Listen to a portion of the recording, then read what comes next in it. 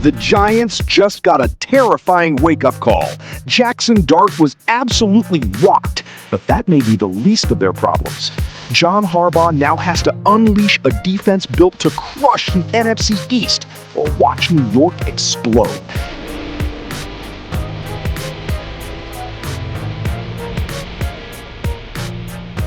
Giants played the Vikings, low-scoring game. Jaxson Dart got smoked bad.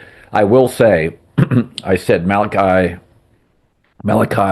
Fields, the 6'4" receiver from Notre Dame, I said it during the draft. I thought he was the best third-round pick. I think he's going to be an incredible red zone target. He had again, back of the end zone. He's just, corners are 5'10". He's 6'4" and long. I mean, he looks like he's got like an NBA length. He is a long player. A little like George Pickens, where it's a catching radius is a problem for a smaller corner.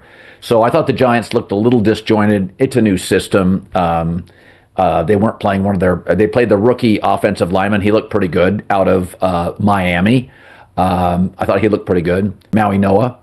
Malachi Fields looked really good. Arvell Reese is incredibly active. But Jaxson Dart, Brian Flores loves to blitz, just got knocked. It looked like he got knocked out for like 2 seconds. And Dart, after the game, said, listen, he goes, I don't know what it is. I just end up in that blue tent.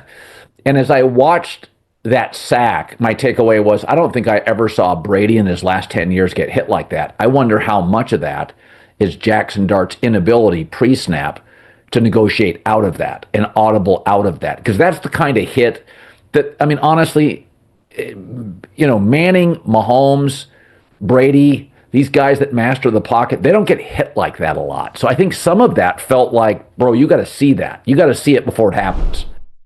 I'm always talking about value, getting more out of things that you already use every day. That's why I like Cash App. Most people think it's just for sending money, but it's become a whole lot more than that. But it does come down to Jaxson Dart. And I'm not blaming him for getting smoked. I'm not saying that. But you just don't see a lot of the veteran quarterbacks. I don't remember Matt Ryan that many times getting smoked. Why? Because Matt is so good pre-snap. And, when I watched that, I thought, oh, Jesus, that is, it's obviously the running back whiff, but it was pretty brutal. Well, I would say too, Colin, at this point now, you have last year where he took just hellacious hits. And then this hit, like, he's either going to learn fast or he's never going to figure it out. Like, it's either we got to pivot quick and be completely aware of our surroundings. They're already pushing him to slide, which I'm a believer. It's kind of an innate, like, you kind of know that when you're 10, 12, 13 years old. Right. Right? Usually sliders, they've been sliders their whole life, and guys that just leap forward, like Michael Vick's, Lamar's.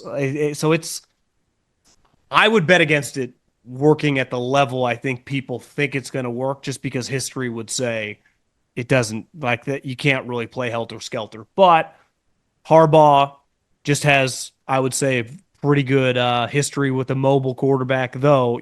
Lamar came in the league Heisman Trophy winner. So, it's a little different animal. But that hit may have exposed only the surface. Now comes the terrifying part.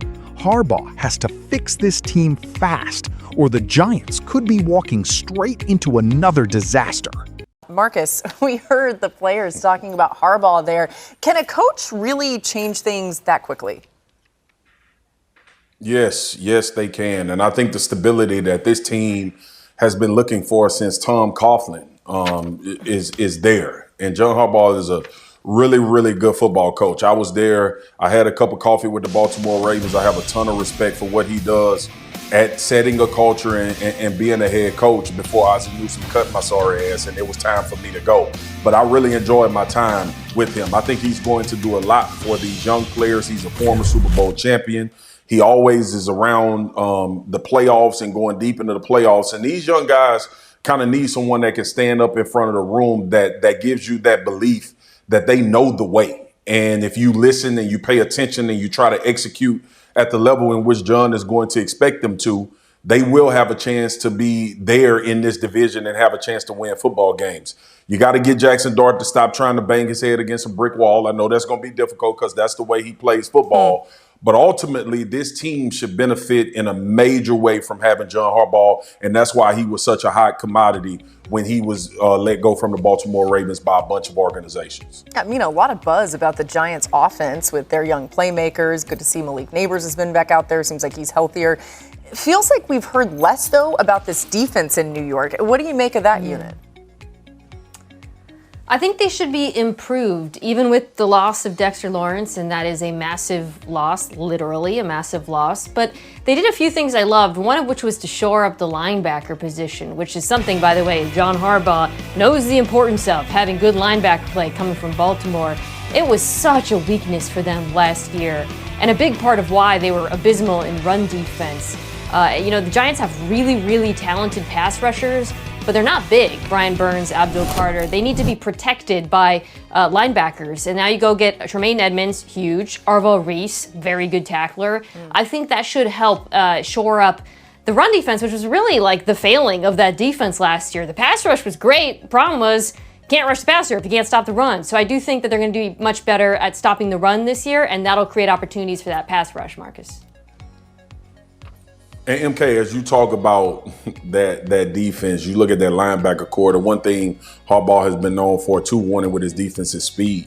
And all of those linebackers can run. They can get sideline to sideline. How fast they diagnose, how fast they get to the football is going to be paramount. But when you start talking about athletes that can move around in space, that can find the football, and how they will probably swarm because that's the culture that he's setting, this defense should be markedly improved. Now, they have some offenses that they're going to have to deal with. They're going to have to deal with Dak and George Pickens and obviously CeeDee Lamb and Saquon Barkley. We'll see what this new offense is in Philadelphia and if Jaden Daniels is healthy as well. So you better have something you bring into the party on that side of the football with dealing with these quarterbacks and offenses that you're going to have to face. The Giants just got a terrifying wake-up call, and it wasn't simply a 13-10 preseason loss to Minnesota. Jaxson Dart got rocked, sent to the blue tent, and suddenly the biggest question in New York isn't how talented this offense can become. It's whether this young quarterback can survive long enough to make it happen. Dart eventually returned and threw a touchdown, but that hit exposed something far more uncomfortable: pressure recognition before the snap. Because elite quarterbacks don't simply survive pressure, they see it coming. And while that hit created the biggest concern, another rookie gave Giants fans something they desperately needed to see. Because there was one explosive bright spot, and his name is Malachi Fields. The 6'4" rookie out of Notre Dame looked exactly like the type of red zone weapon New York hoped it was getting. Fields finished with 3 catches for 34 yards and a touchdown, including a contested 15-yard touchdown from Dart. And the physical advantage is obvious. Smaller corners simply have a problem when they're forced to defend a receiver with that kind of length and catching radius. Think George Pickens type dimensions. Dart can put the ball somewhere dangerous, and Fields can still go get it. That's not hype anymore. That's a weapon beginning to announce itself. But if Fields represents the future, Harbaugh's defense may determine whether that future actually arrives. John Harbaugh knows exactly what is at stake. The Giants lost Dexter Lawrence, a massive blow, but they attacked the weakness that destroyed this defense last year: the run game. Tremaine Edmonds gives them size and experience. Rookie Arvell Reese brings speed, instincts, and tackling ability. And that matters because Brian Burns and Abdul Carter are at their best when the front seven forces opponents into obvious passing situations. The equation is brutally simple. Stop the run. Unleash the pass rush. And Harbaugh's linebacker philosophy is built around speed, sideline to sideline, swarm to the football, diagnose quickly, and attack. Because this isn't just about Minnesota. New York eventually has to deal with Dak Prescott, CeeDee Lamb, George Pickens, Saquon Barkley, a dangerous Philadelphia offense, and a Washington team led by Jaden Daniels. And that is why the Vikings game may have been more valuable than the final score suggests. The Giants don't need Jaxson Dart to become a finished product overnight, but after the punishment he has already absorbed, they need him to learn fast, and they need him to learn now. That Vikings game exposed a problem that cannot simply be blamed on the offensive line or a missed block. Dart has to recognize pressure earlier, understand what the defense is showing him, and know when to get the football out or change the play before the hit arrives. Because there's a massive difference between being a fearless quarterback and being a quarterback who repeatedly puts himself in danger. And this is where John Harbaugh becomes so important. Harbaugh has built his reputation around discipline, toughness, preparation, and creating a culture where players understand exactly what is expected of them. He can give this young Giants team belief, but eventually, belief has to become execution. Malachi Fields just showed New York what explosive potential looks like. A 6'4" target with a massive catching radius, capable of becoming a nightmare in the red zone. Now Dart has to prove he can stay upright long enough to actually use him. And on the other side of the football, Harbaugh's defense has to become the team's safety net. If Edmonds and Arvell Reese can stabilize the run defense, that could finally unleash Burns and Abdul Carter on passing downs. Because the Giants aren't entering a quiet division. They're going after offenses featuring Dak Prescott, CeeDee Lamb, George Pickens, Saquon Barkley, Jaden Daniels, and Philadelphia's new look attack. That means there will be nowhere to hide. The Giants can either become a tougher, faster, more disciplined football team, or the same weaknesses that have haunted them will come crashing back. And that's why this preseason warning could become something much bigger. The Giants aren't simply trying to survive a new era. They're trying to prove that Harbaugh can turn this team into a legitimate NFC East threat before the pressure becomes too heavy to escape.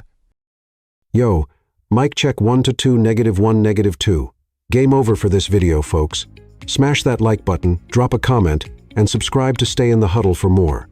This is NFL Madness, bringing the heat and signing out.